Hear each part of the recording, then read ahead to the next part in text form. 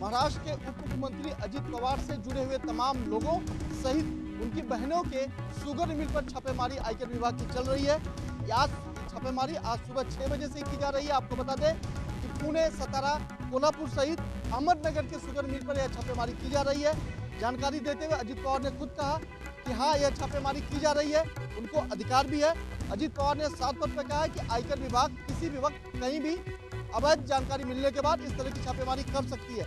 लेकिन उन्होंने दुख जताते हुए यह भी कहा है कि सबसे दुख की बात यह है कि उनकी बहनों के घर, दफ्तर और शुगर मिल पर भी छापेमारी की जा रही है, जो बेहद गलत है। हालांकि उन्होंने कहा है कि मेरी बहनों की शादी 30 से 35 साल पहले हो गई थी, वो अपनी सांसारिक जीवन में व्यस्त है, लेकिन उसके बावजूद भी आयकर विभाग छापेमारी कर रहा है, जो कहीं न कहीं राजनीतिक से प्रेरित है। लगातार अजित पवार ने सवाल खड़ा किया है कि महाराष्ट्र सरकार के मंत्रियों और जिस तरह से आयकर विभाग की छापेमारी चल रही है वो असंवैधानिक है, लेकिन यह भी बताया है कि यह छापेमारी जो चल रही है उनको अधिकार है। तो आपको बता दें कि लगातार आयकर विभाग की छापेमारी चल रही है और यह बात खुद अजित पवार ने स्वीकारी है, लेकिन यह छापेमारी के बाद क्या कुछ मिलता है यह देखने वाली बात है। कैमरा पर्सन विनय सिंह के साथ मैं सोनी, एनबी न्यूज, मुंबई।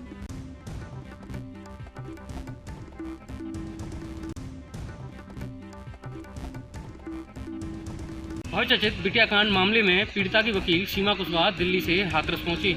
आपको बता दें कि हाथरस बहुचर्चित बिटिया कांड मामले में सुनवाई के दौरान आज सभी को हाथरस कोर्ट बुलाया गया था। वहीं सीआरपीएफ के जवान कड़ी सुरक्षा व्यवस्था के बीच पीड़िता के भाई और पीड़िता की मां को कोर्ट लेकर पहुंचे। सीबीआई के वकील भी सुनवाई के लिए हाथरस कोर्ट पहुंचे। वहीं पुलिस चारों आरोपियों को अलीगढ़ जेल से हाथरस कोर्ट लेकर पहुंची। आज कोर्ट में पीड़िता की मां के बयान दर्ज हुए हैं और अगली तारीख इस मामले में 21 अक्टूबर है। विक्टिम उनका बयान दर्ज किया गया, जिरह हुई, बयान दर्ज हुआ था, एक जो पिछली डेट थी उसमें, और आज जिरह हुई है। तो पूरा प्रोसीडिंग आज के दिन की वहीं पर थी, जिरह पर रमा देवी की। नेक्स्ट डेट क्या पड़ी? नेक्स्ट डेट इसमें 21 अक्टूबर है। सुरक्षा का इशू अभी बना हुआ है या सुरक्षा का इशू तो स्टिल बना हुआ है, और वो जब तक, क्योंकि एक गाड़ी हमें एस्कॉर्ट करने जाती है दिल्ली से सिर्फ एक दिन के लिए, और एक गाड़ी मुझे वहाँ पर ड्रॉप करने भी जाती है दिल्ली तक। लेकिन इस सुरक्षा का मुझे लगता है कि वो जो लोग मुझे सिक्योरिटी दे रहे हैं वो डेडिकेटेड लोग हैं, लेकिन इसका कोई मतलब नहीं है। Jaikishore Kushwaha, NV news, Hathras.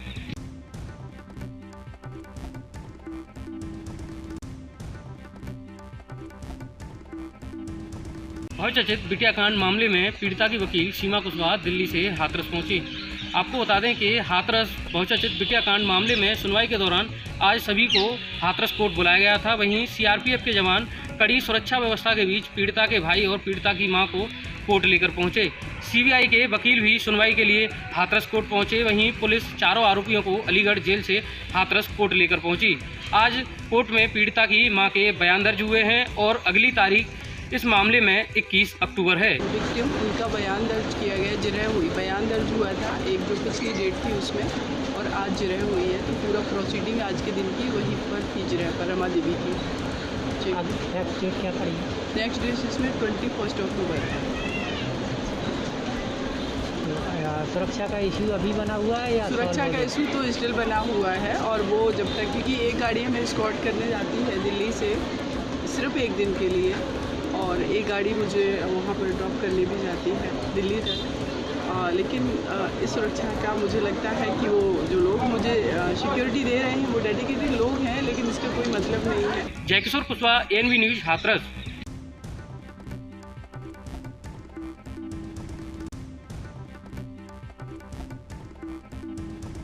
Kasganj police को एक बड़ी कामयाबी हाथ लगी है, जहां कासगंज पुलिस के ढोलना थाना क्षेत्र ने रात्रि गश्ती के दौरान एक कैंटर को पकड़ा, जिसमें पुलिस ने विशाखापट्टनम से भारी मात्रा में लाया जा रहा गांजा बरामद किया है। वहीं साथ ही 2 गांजा तस्करों को पुलिस ने गिरफ्तार किया है। आपको बता दें, कैंटर में 6 कुंटल 64 किलो 200 ग्राम गांजा विशाखापट्टनम से आगरा की ओर ले जाया जा रहा था। तभी कासगंज पुलिस ने इस कैंटर को पकड़ लिया। वहीं एसपी कासगंज ने प्रेस कॉन्फ्रेंस के दौरान बताया कि इस पूरे मामले में 6 लोग हैं जिनके खिलाफ मामला दर्ज कर लिया गया है और 2 लोगों को मौके से गिरफ्तार कर लिया गया है। एसपी ने बरामद करने वाली टीम को 25,000 का नगद इनाम देने की घोषणा की है। वहीं दोनों अभियुक्तों के पास से एक तमंचा और एक कारतूस बरामद किया गया है। फिलहाल पुलिस ने दोनों अभियुक्तों को जेल भेज दिया है और फरार अभियुक्तों की तलाश में जुट गई है। उसका कैलकुलेशन हुआ कितनी बरामदगी है, लगभग 664.2 किलोग्राम 664 किलोग्राम की बरामदगी है, जिसकी market value more than 66 lakh rupees है। इसमें से जो कनेक्शन निकल के आ रहा है वो जो गाड़ी है वो किसी अलीगढ़ के रहने वाले राजकुमार व्यक्ति की है। एक सतवीर नाम के व्यक्ति का इसमें नाम आ रहा है जो कि आगरा का रहने वाला है, जो इस रैकेट में सबसे मेन सूत्रधार है, जिसके कनेक्शन आंध्र प्रदेश से है। बाकी लोगों का भी इसमें नाम है। सभी लोगों के खिलाफ, लगभग 6 लोगों के खिलाफ धारा 8/20, धारा 25, धारा 27, 29 और 43 एनडीपीएस एक्ट में कार्रवाई की जाएगी। कासगंज से एएनबी न्यूज के लिए मैं अतुल यादव।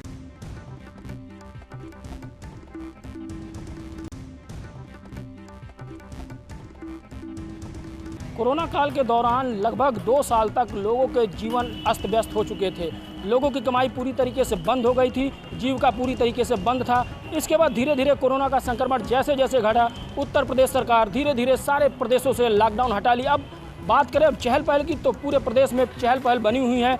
लोग अपने कामों के लिए निकल रहे हैं, दुकानें खुल रही हैं, लोग खरीदारी कर रहे हैं। इसके साथ ही लोग अब जो भी ज़रूरी काम है वो करने के लिए सड़कों पर निकल रहे हैं।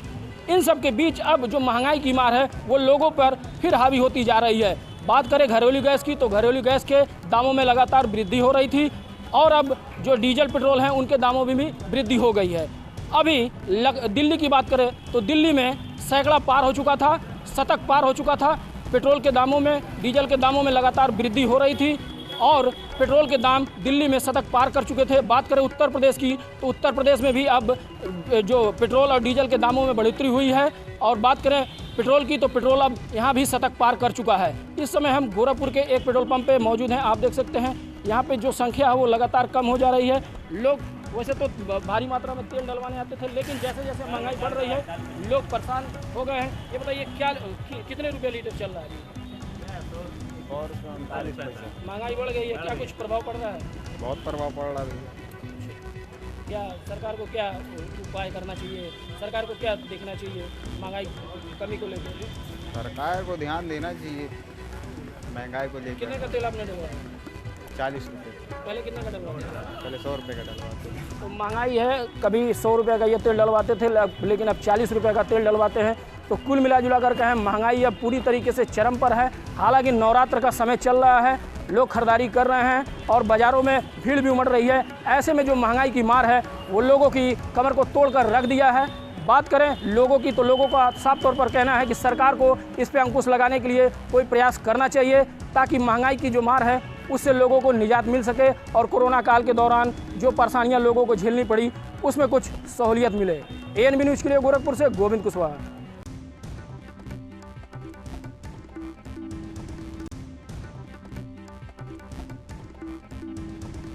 कश्मीर के सुधरते हालातों के बीच आतंकी अब निर्दोष लोगों को अपना निशाना बना रहे हैं। टारगेट किलिंग के जरिए अब तक आतंकी इस साल में 12 लोगों की हत्या कर चुके हैं।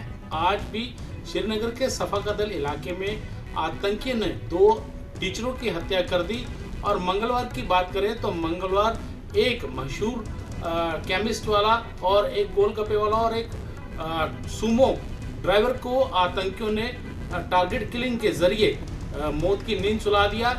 और कहीं ना कहीं कहा जाए तो आतंकी बहुत ज़्यादा बुखलाए हुए हैं और अब पाकिस्तान के तरफ से यही इशारा दिया गया है कि अब टारगेट किलिंग करें और भाग लें, यानी हिट एंड रन का मामला जो है वो लगातार सामने आता जा रहा है। आतंकी पिस्टल के जरिए निर्दोष लोगों की हत्या कर रहे हैं और यही वजह है कि आतंकियों के ऊपर कार्रवाई जो है वो नहीं हो पा रही है।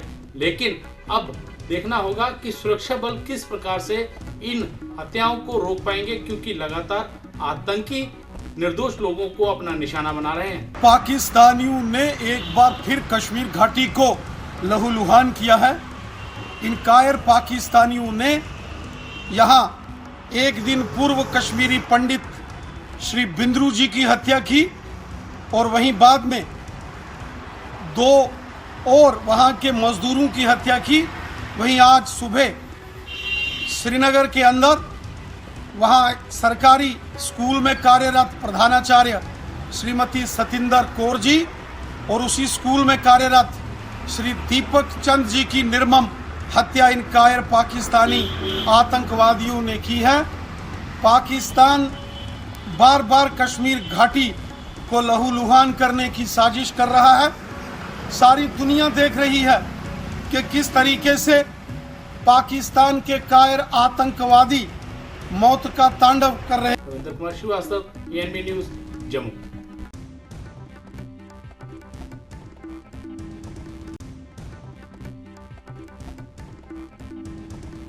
चले जनपद जालौन के मुख्यालय उरई के पाठकपुरा की। तो पाठकपुरा में आज एक 25 वर्षीय युवक की गोली लगने से मृत्यु हो गई है। वहीं जब गोली चलने की आवाज़ स्थानीय लोगों ने सुनी तो स्थानीय लोगों में हलचल मच गई और तत्काल इसकी सूचना पुलिस को दी। पुलिस मौके पर पहुंचकर जांच पड़ताल में जुट गई है। वहीं आपको बता दें कि वह युवक औरैया का रहने वाला था और जनपद जालौन के मुख्यालय औरई के पाठकपुरा में किराए के मकान पर रह रहा था और झांसी में वह जॉब करता था और पर डे अप डाउन करता था।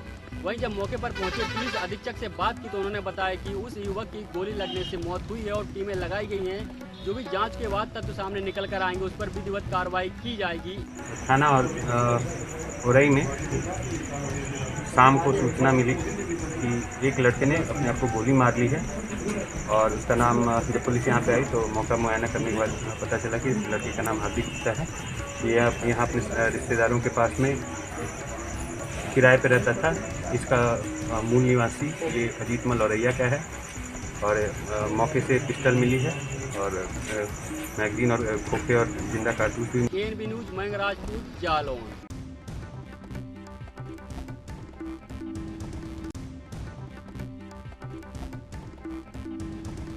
जहां एक और लखीमपुर खीरी में हुई किसानों की मौतों के दोषियों को अभी तक गिरफ्तार नहीं किया गया, तो वहीं दूसरी ओर भाजपा के क्षेत्रीय उपाध्यक्ष बाल मुकुंद शुक्ला ने भाजपा को किसान हितैषी बताया है। वहीं उन्होंने कहा कि केंद्र और प्रदेश की सरकार की लोकप्रियता को विपक्ष हजम नहीं कर पा रहा है। आज उन्होंने झांसी पहुंचकर भाजपा कार्यालय में प्रेस वार्ता कर जानकारी देते हुए बताया कि भाजपा किसानों की हितैषी पार्टी है।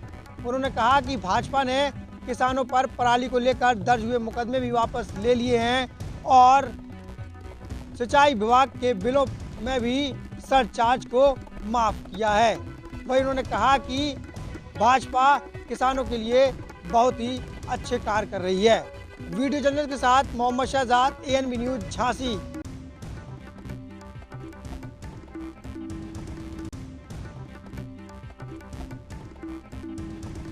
आज नवरात्र का पहला दिन है और यहाँ पर नवरात्र के बाद से दशहरे की तैयारी देखी जा रही है। मंदिरों पर सुबह से पूजा पाठ किए श्रद्धालु और नवरात्र की शुरुआत हो चुकी है। धूमधाम से नवरात्र की शुरुआत हुई है ज़िले में। उधर देखा जा रहा है कि जो यहाँ के मूर्ति कलाकार हैं, जो पहले बंगाल के कलाकार आते थे, अब देवरिया में भी कलाकारों ने अपने घर में मूर्तियाँ बनाकर और बेचने का काम करते हैं। वहाँ पर भी कार्य तेज़ी से देखा जा रहा है। यहाँ जो भी कलाकार हैं मूर्तियों को अंतिम रूप देने में लगे हैं। लगातार उनके कई ऐसे ग्राहक भी हैं जो मूर्तियाँ ले जाएंगे, पंडाल में रखेंगे, मूर्ति का वहाँ पर मुंह खुलेगा सप्तमी को। वो मूर्तियाँ जा रही हैं, अनेकों मूर्तियाँ जा भी रही हैं, अनेकों मूर्तियों की तैयारी हो रही है। अनेकों लोग आकर के अभी नई नई मूर्तियों को देख भी रहे हैं और ऑर्डर भी कर रहे हैं। हम बता दें यहाँ पर देवरिया में लगभग सैकड़ों मूर्तियों को बना करके कलाकार जो देवरिया के प्रॉपर कलाकार हैं, जो बंगाल के कलाकारों से भी अच्छी कला करके और यहाँ पे मूर्ति बनाए हैं, उनकी मूर्तियाँ लगातार बिक रही हैं और लोग लाइन लगा करके अपनी मूर्तियों को धीरे धीरे ले जा रहे हैं। कुछ मूर्तियों का कार्य जो शेष है उस कार्य को पूरा करने में पूरा यहाँ के कलाकार जुटे हैं। ये बताना जरूरी होगा कि जहाँ पुरुष कलाकार मूर्तियों का निर्माण कर रहे हैं, वहीं कुछ यहाँ की महिला कलाकार जो देवरिया जिले की रहने वाली हैं वो भी मूर्तियाँ बना रही हैं और सहयोग कर रही हैं। निश्चित तौर से यह यहाँ के लिए एक अच्छी सुखद संदेश है कि जो बंगाल के कलाकारों के भरोसे मूर्तियाँ यहाँ पे महंगी मिलती थी, अब यहाँ के लोग जब बना रहे हैं तो कुछ के रेट में भी इजाफा हो रहा है और लोगों को भी राहत मिल रहा है। और ये मूर्तियाँ लगातार यहाँ बिक रही हैं। यहाँ 8 से 10 घरों में मूर्तियों का निर्माण होता है और ये मूर्तियाँ जो कुछ ऐसी मूर्तियाँ रखी गई हैं जो पहले दिन से ही मुँह खुली है, जो आज से खुल जाएगी, और उसके बाद से कुछ मूर्तियाँ सप्तमी को रात में मुँह खुलेगा माँ दुर्गे का और लोग दर्शन करेंगे। उसके लिए मूर्तियों की तैयारी जोरों पर हैं। तो देवरिया में देखा जा रहा है कि नवरात्र शुरू होते ही मूर्तियों के कार्यों की तेजी देखने को मिली और जो पंडाल के आयोजक हैं वो लोग अपने मूर्तियों को लेने के लिए दुकानदार के पास आगे पीछे यहाँ पे लाइन लगाए हुए हैं। गाड़ियों की कतार लगी है कि हम अपनी मूर्ति पहले पा जाएं। तो अब दशहरा में धीरे धीरे दिन नज़दीक हो रहा है। वहीं मूर्ति कलाकार जो हैं दुर्गा प्रतिमा बनाने वाले, वो लोग जल्दी जल्दी अपने लिए हुए आर्डर को देने के लिए तैयारी में जुटे हैं। आने वाले दशहरा में कोरोना काल के बाद काफ़ी मूर्तियों का निर्माण हुआ है। इस बार का मेला लोगों के लिए रोचक और पूरे माहौल से होने की उम्मीद है। देवरिया से विशाल मिश्रा, NB न्यूज़।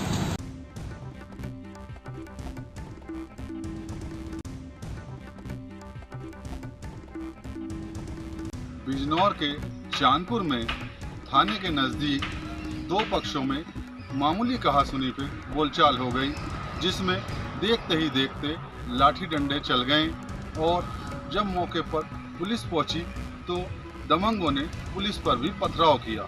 दोनों पक्षों को पुलिस ने थाने में बिठा लिया है और छानबीन कर रही है। ANB से गुड्डू भारती, बिजनौर।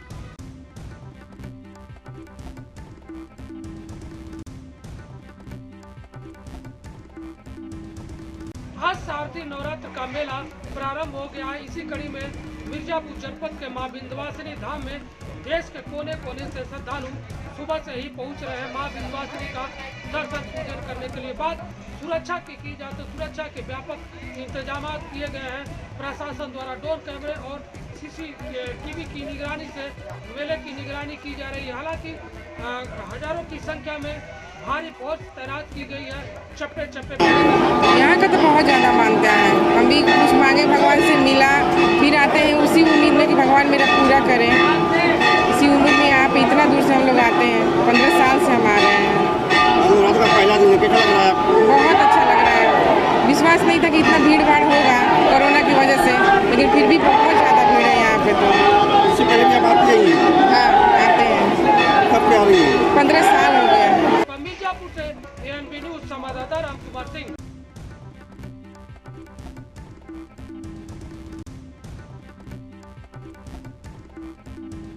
कोरोना महामारी में ऑक्सीजन की किल्लत से हुई मौतों से सजग सरकार ने ऑक्सीजन प्लांट स्थापित करने को लेकर ठानी थी, जिसको लेकर के सरकार ने PM केयर फंड से पैसा दिया। तो वहीं कुछ संस्थानों ने अपने निजी खर्चे से ऑक्सीजन प्लांट स्थापित किए हैं। आपको बता दें कि रायबरेली में 5 ऑक्सीजन प्लांट स्थापित किए गए हैं, जिनका वर्चुअल लोकार्पण आज भारत के प्रधानमंत्री नरेंद्र मोदी ने किया।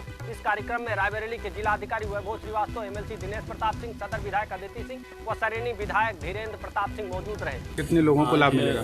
जिले में PM केयर से स्थापित जो 3 ऑक्सीजन प्लांट हैं, एम्स में, जिला अस्पताल में और महिला MCH विंग में, उनका लोकार्पण हो रहा है। ये 1-1000 LPM के हैं, जबकि जो MCH LPM का प्लांट है। इसके साथ ही जो NTPC ने CSR से हमारे L2 में जो लगभग 45 LPM का लगाया था वो, और रेल स्टाफ कॉलेज ने अपने हॉस्पिटल में जो छोटा प्लांट लगाया था उसका भी आज लोकार्पण किया। कैमरा पर्सन पवन के साथ अमर प्रताप सिंह, ANB न्यूज़, रायबरेली।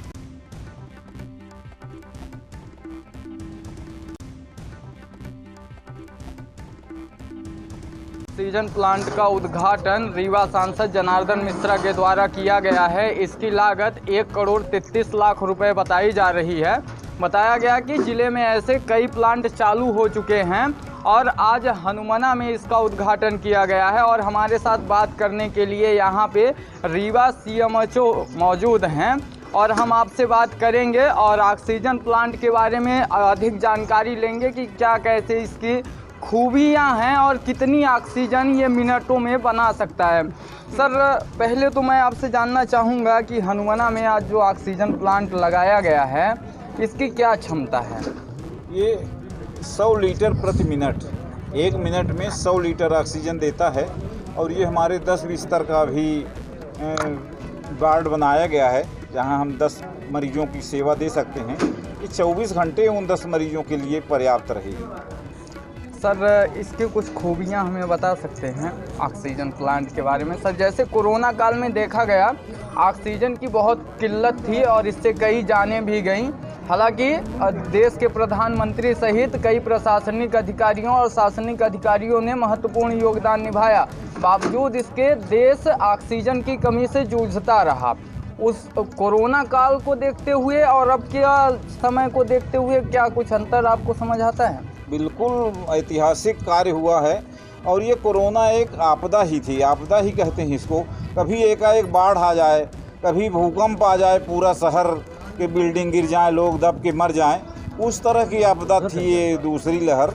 और ऑक्सीजन उतनी मानसिक रूप से तैयार नहीं थी सरकारें और लोग भी नहीं तैयार थे, हमारा अस्पताल प्रशासन भी नहीं तैयार था इस महामारी से लड़ने के लिए। अभी हमारे साथ रीवा CMHO थे, इनके द्वारा बताया गया कि जिस तरह से देश पहले किल्लतों से जूझा और इसके बाद अब शासन के निर्देशानुसार और पूरे प्रशासनिक अधिकारियों की मेहनत से जगह जगह पे ऑक्सीजन प्लांट डल रहे हैं। और आज जो ये हनुमना में ऑक्सीजन प्लांट लगा है, ये कहीं ना कहीं हनुमना विकास खंड के लिए बहुत बड़ी उपलब्धि साबित होगा। ये NB न्यूज़ के साथ संवाददाता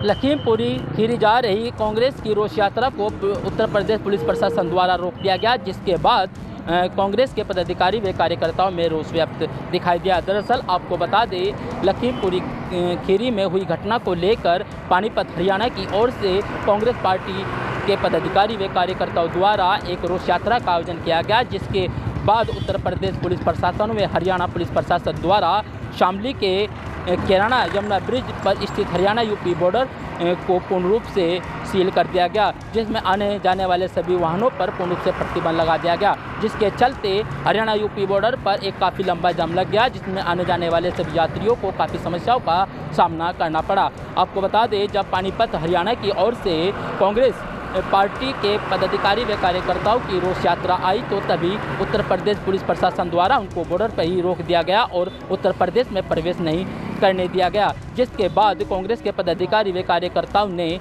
नारेबाजी शुरू कर दी और भाजपा सरकार के खिलाफ रोष व्यक्त किया। वहीं कांग्रेस पार्टी के पदाधिकारी व कार्यकर्ताओं को जब यूपी बॉर्डर को पार नहीं करने दिया गया, तो उन्होंने वहीं पर स्थित एक पेट्रोल पंप पर धरना प्रदर्शन शुरू कर दिया और कांग्रेस के सभी पदाधिकारी व कार्यकर्ताओं ने भारतीय जनता पार्टी पर तंज करने शुरू कर दिए। उन्होंने कहा है कि भारतीय जनता पार्टी एक तानाशाह सरकार है, जो कि न ही तो किसानों की सरकार है और न ही गरीबों की सरकार है। ये सिर्फ एक तानाशाह सरकार है जो अपनी मनमानी कर रही है, जिसका विरोध कांग्रेस के सभी पदाधिकारी व कार्यकर्ता करते हैं। वहीं उपस्थित सभी पदाधिकारी व कार्यकर्ताओं ने अपनी रोष यात्रा को रोकने के बाद धरना प्रदर्शन किया और धरना प्रदर्शन करने के बाद उनको लखीमपुर खीरी जाए बगैर ही वापस लौटना पड़ा, जिसके बाद लगे जाम को पुलिस प्रशासन द्वारा खुलवाया गया और घंटों लगे जाम को पुलिस प्रशासन द्वारा खुलवाने के बाद ही यात्रियों को चैन की सांस। हम लखीमपुर जाना चाहते थे। आप जानते ही हैं जो नरसंहार हुआ है वहाँ पर, उसको देखकर दुनिया का दिल दहल गया है। सारा देश इंसाफ मांग रहा है। अभी तक ना कोई गिरफ्तारी हुई है, ना किसी को पूछताछ की गई है। जो देश के गृह मंत्री मिनिस्टर ऑफ स्टेट हैं, उनके बेटे का नाम इसमें आ रहा है और ना केवल नाम आ रहा है, FIR में भी है, लेकिन आज तक कोई कार्रवाई हुई नहीं है। तो आप सोच सकते हैं कि किस तरह का जंगल राज यहाँ पर चल रहा है। तानाशाह सरकार है, कोई लोकतंत्र में विश्वास नहीं। राहुल जी को, प्रियंका जी को जाने से रोका गया, प्रियंका जी को बंदी बनाया गया जब वो मलहम लगाने जाना चाहते थे। खुद प्रधानमंत्री और मुख्यमंत्री तो मलहम लगा नहीं सकते, चंद पैसे देकर वो समझते हैं मुआवजा देकर क्या इंसाफ हो जाए। मिली सहयोगी कैमरामैन के साथ दीपक कुमार, NB न्यूज़ शामली।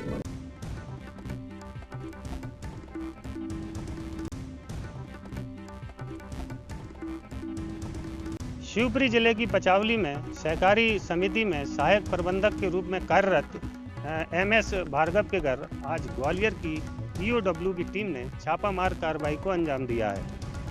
आपको बता दें कि EOW को मिली शिकायत पर पड़ताल के दौरान EOW ने पाया कि महज 500 रुपये वेतन से शुरुआत करने वाले MS भार्गव आज 12,000 रुपये वेतन पा रहे हैं। लेकिन उनके पास लाखों करोड़ों रुपए की बेनाम संपत्ति है। इसकी पुष्टि के बाद आज ईओडब्ल्यू ग्वालियर ने आज सुबह तड़ाके 5 बजे एमएस भार्गव के घर जाकर छापेमार कार्रवाई को अंजाम दिया है। वहीं आपको बता दें कि इस छापेमार कार्रवाई में एसएम भार्गव के पास से लाखों करोड़ों रुपए की संपत्ति के बेनाम संपत्ति के कागज भी जब्त किए हैं। वहीं सोने चांदी के आभूषणों के साथ साथ 3 लग्जरी मकान भी उनके बताए जा रहे हैं। अब देखना ये है कि कार्रवाई लगातार जारी थी और इसमें और क्या कुछ उनके पास निकल कर सामने आता है, ये कार्रवाई के बाद ही सामने आ पाएगा। प्रबंधक हैं माधुरी शर्मा, तो इनके विरुद्ध गोपनीय शिकायत प्राप्त हुई थी कि इनके द्वारा अपने पूरी सेवावधि में और भ्रष्टाचार करके अवैध तरीके से लाखों करोड़ रुपये कमाई की गई है और बहुत प्रॉपर्टी इकट्ठी की गई है। इस शिकायत की जांच गोपनीय तरीके से कराई गई और जांच उपरांत फिर माननीय न्यायालय से वारंट प्राप्त करके आज ईओडब्ल्यू टीम के द्वारा एसपी ईओडब्ल्यू श्री सिंह साहब के निर्देशन में आज छापामार कार्रवाई की है।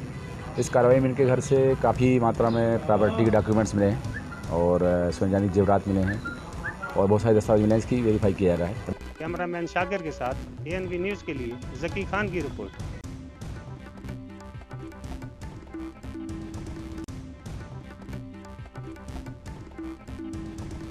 शिवपुरी जिले की पचावली में सहकारी समिति में सहायक प्रबंधक के रूप में कार्यरत एमएस भार्गव के घर आज ग्वालियर की ईओडब्ल्यू की टीम ने छापामार कार्रवाई को अंजाम दिया है। आपको बता दें कि ईओडब्ल्यू को मिली शिकायत पर पड़ताल के दौरान ईओडब्ल्यू ने पाया कि महज 500 रुपये वेतन से शुरुआत करने वाले एमएस भार्गव आज 12,000 रुपये वेतन पा रहे हैं, लेकिन उनके पास लाखों करोड़ों रुपए की बेनाम संपत्ति है। इसकी पुष्टि के बाद आज ईओडब्ल्यू ग्वालियर ने आज सुबह तड़ाके 5 बजे एमएस भार्गव के घर जाकर छापेमार कार्रवाई को अंजाम दिया है।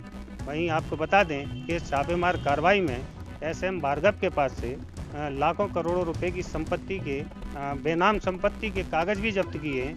वहीं सोने चांदी के आभूषणों के साथ साथ 3 लग्जरी मकान भी उनके बताए जा रहे हैं। अब देखना ये है कि कार्रवाई लगातार जारी थी और इसमें और क्या कुछ उनके पास निकल कर सामने आता है, ये कार्रवाई के बाद ही सामने आ पाएगा। प्रबंधक हैं माधुरी शर्मा, तो इनके विरुद्ध गोपनीय शिकायत प्राप्त हुई थी कि इनके द्वारा अपने पूरी सेवावधि में और भ्रष्टाचार करके अवैध तरीके से लाखों करोड़ रुपये कमाई की गई है और बहुत प्रॉपर्टी इकट्ठी की गई है। इस शिकायत की जांच गोपनीय तरीके से कराई गई और जांच उपरांत फिर माननीय न्यायालय से वारंट प्राप्त करके आज ईओडब्ल्यू टीम के द्वारा एसपी ईओडब्ल्यू श्री सिंह साहब के निर्देशन में आज छापामार कार्रवाई की है।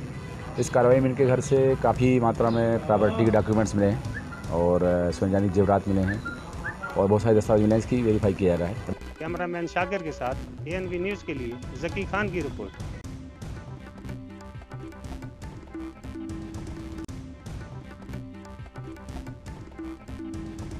शारदीय नवरात्र का आज प्रथम दिन है और कोरोना के कारण जो है लगभग 2 वर्षों से नवरात्रि के दिन जो है कलश स्थापना नहीं होती थी, मूर्ति पूजा नहीं होती थी, मंदिर कपाट बंद थे। लेकिन अब की बार जो है यहाँ पे पंडाल सजाया जा रहा है। इसमें हम अमेठी के जो है परसावा ग्राम सभा में हैं। यहाँ पे अभी कुछ ही दिन पहले जो है आदेश आया है कि मूर्ति स्थापित होगी, पंडाल बनेगा। तो यहाँ पे लोगों ने एकजुट होकर मदद करके जो है पंडाल को बनाया है, सजाया है और आज जो है कलश स्थापना है और आज ही मूर्ति लाई जाएगी। ऐसे में यहाँ पे जो है कुछ लोग भी हैं और हमारे साथ यहाँ पे समाज सेवी हैं, इनसे बात करेंगे कि अब की बार जो देर से स्थापना का आदेश आया है आखिर क्या कारण है। क्या नाम है आपका? अनुराग प्रजापति। ये बताइए, अब की बार जो है कोरोना के कारण जो गाइडलाइन आई है कि अब की बार कुछ दिन पहले ही आदेश हुआ कि स्थापित की जाएगी, तो किस प्रकार से आप लोग कर रहे हैं व्यवस्था? देखिए, ये कोरोना का बीमारी है, ये 1 साल पहले हुआ था। यहाँ हर साल जो है लगता है पंडाल जो है, और ये देरी से कोरोना का गाइडलाइन आया हम लोगों के पास और हम लोगों को परमिशन भी लेना पड़ा।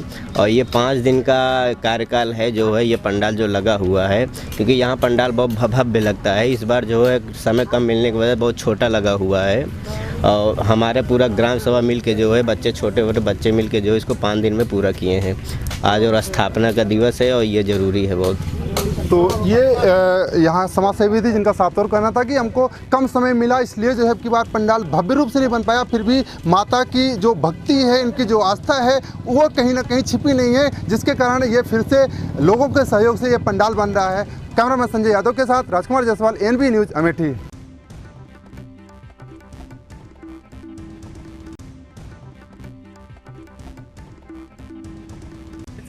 कोल्हुआ गांव में खड़े हैं, जहां आज सुबह एक दर्दनाक घटना घटी। सुबह मस्जिद में नमाज पढ़ने आए कमरू जमा की गांव के ही रंजिश की वजह से एक व्यक्ति ने गोली मारकर हत्या कर दी। मौके पर गांव वालों ने जब देखा तो पुलिस को सूचना दिया। पुलिस के आला अधिकारी और भारी टीम के साथ मौके पर घटनास्थल पर लोग पुलिस पहुंचे और शव को अपने कब्जे में लेकर पोस्टमार्टम के लिए भेज दिया। वहीं जब अपर पुलिस अधीक्षक से बात हमारी हुई तो उन्होंने कहा कि मामले की तह तक हम पहुंच चुके हैं, जल्द ही घटना का खुलासा कर दिया जाएगा। जनपद सिद्धार्थनगर का थाना चिलिया है, उसके कोल्हुआ गांव में एक मस्जिद है जिसमें एक कमरुज्जमा नाम के व्यक्ति हैं, लगभग 55 साल उम्र है इनकी, और प्रतिदिन की तरह ये नमाज़ पढ़ने के लिए आते थे और ये नमाज़ पढ़ने के लिए आए हुए थे और पीछे से आकर के किसी ने फायर करके इनकी हत्या कर दिया। NB news Dharmveer Gupta, Siddharthnagar.